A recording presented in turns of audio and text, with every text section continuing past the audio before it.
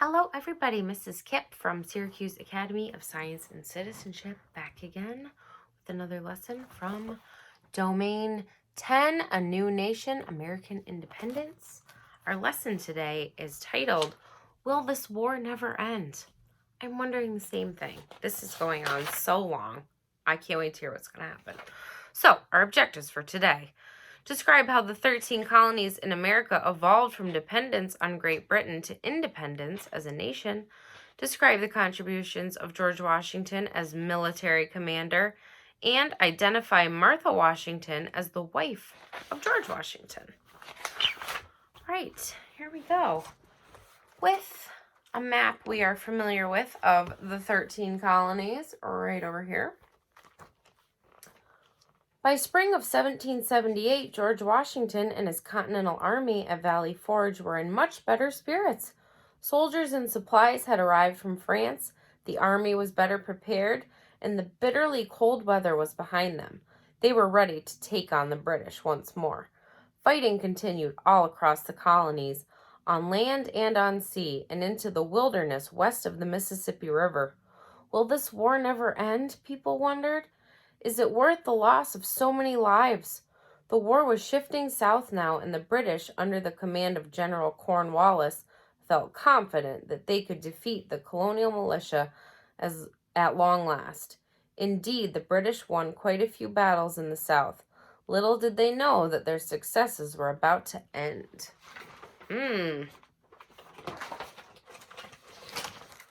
All right, so these are still the 13 colonies, and they're showing us up close right here. This is North Carolina, Virginia, Maryland, New Jersey, and Delaware. In 1781, 6 long years after the first shot of the war was fired in Lexington, Massachusetts, remember, the shot heard round the world, things began to look promising for the Continental Army. George Washington received news that 28 French ships were on their way to the coast of Yorktown, Virginia, where General Cornwallis and the Redcoats were camped. He was very excited. George Washington came up with a plan to trap the British. General Washington's troops, now camped in New York, marched all day and often through the night to Yorktown, Virginia, a town built on the banks of the York River just a little inland from the Atlantic Ocean. While Washington moved his troops over land, French ships moved in by sea. The British couldn't escape by land because the Continental Army was blocking them, and they couldn't escape by sea because the French ships were blocking them. George Washington and his forces had the British blocked from both sides. Good thinking. There's no way out. So this is a picture of Yorktown. British drummer boys waved a white flag to show that they were surrendering or giving up because the British knew that they had lost the war. Bands are rumored to have played a tune called The World Turned Upside Down. It must surely have seemed like an upside-down world to the British, who were used to winning wars and ruling colonies. Now they had lost a war. They would no longer rule over the American colonies. The British army was captured at Yorktown, and all the fighting in the colonies soon ended. The British sailed home, and George Washington stepped down as Commander-in-Chief of the Continental Army. Wow. Here's the peace treaty. It took 2 years of meetings in Paris, France, to plan for peace. In 1783, Benjamin Franklin was there to sign the peace agreement that gave the American colonies their independence. They were finally free of British rule. They would no longer have to pay taxes to the British king. Their new nation reached from Canada in the north to Florida in the south to the Mississippi River in the west. Now that the British were no longer in charge of the colonists, they did not have to obey the rules of a distant or faraway king. Who would rule the new nation? Some suggested that George Washington be made king. King? He scoffed. We've been fighting to rid ourselves of a king. Our new government must be one where the people rule. But how? So they still want somebody to be in charge in the colonies, but they don't want a king, especially one all the way over in Great Britain. This is called Mount Vernon. George Washington, exhausted by 6 years of battle, wanted only to go back to his family.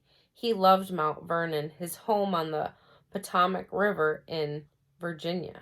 He dreamed of being able to ride peacefully about his farm, listening to birdsong instead of shouting out orders to his men.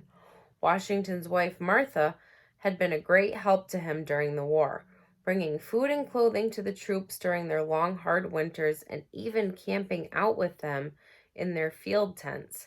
She, too, looked forward to spending time with her husband in the comfort of Mount Vernon.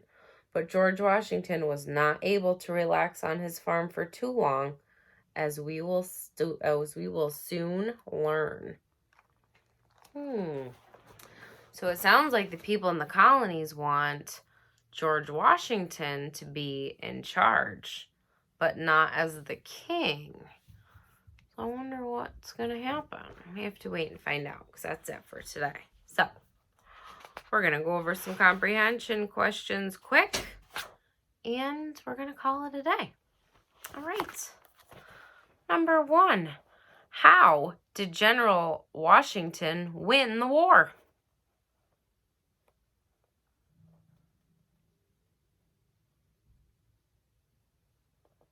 He trapped the British at Yorktown, surrounding them with the combined efforts of his army on land and the French ships by sea. So he had them surrounded, so they couldn't escape in the ocean, they couldn't escape on land. There was Washington's army all around the British, so they were trapped. All right. With the war over, it meant that the colonists would no longer be ruled by the British king. Who was going to be their new king?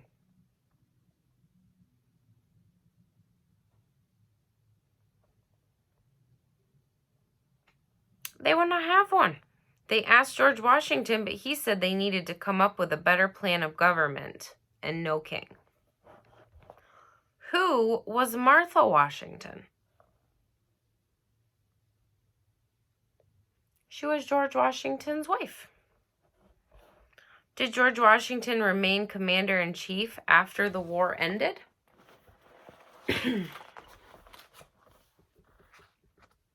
No, he stepped down as commander-in-chief, and he went home to Mount Vernon to be with his wife, Martha Washington. All right.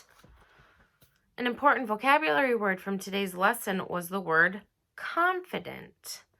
In today's read aloud, you heard the British felt confident that they could defeat General Washington and his men at long last. Confident means that you are sure or certain about something. It means you have no doubts. I am confident that Tuesday is the day after Monday. There is no doubt in my mind. Tell me something that you are confident about. Perhaps something that you know you do well.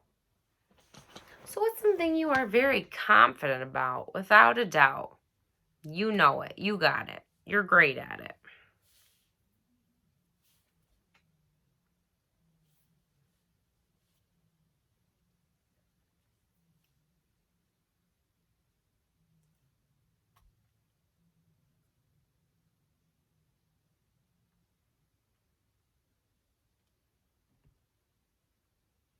I am confident that my name is Mrs. Kipp. I know that without a doubt. Can't tell me any different. I'm going to ask you some things, and you are going to tell me if yes, you are confident about that, or no, you are not confident about that. Number 1, it will never rain again. Is that something you can be confident about? No, we cannot be confident about that. It will definitely rain again. Number 2, all birds have wings. Yes, We can be confident about that. All birds do have wings. Not all birds can fly, but they do all have wings. Number 3, plants need water and sunlight to grow.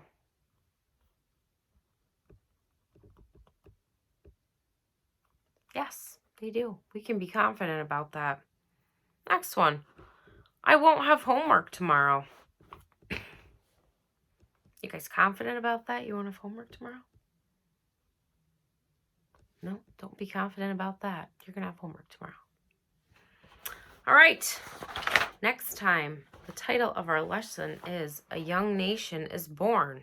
So, we're free from the king. Now we need a ruler. We want George Washington to be king, but he said no.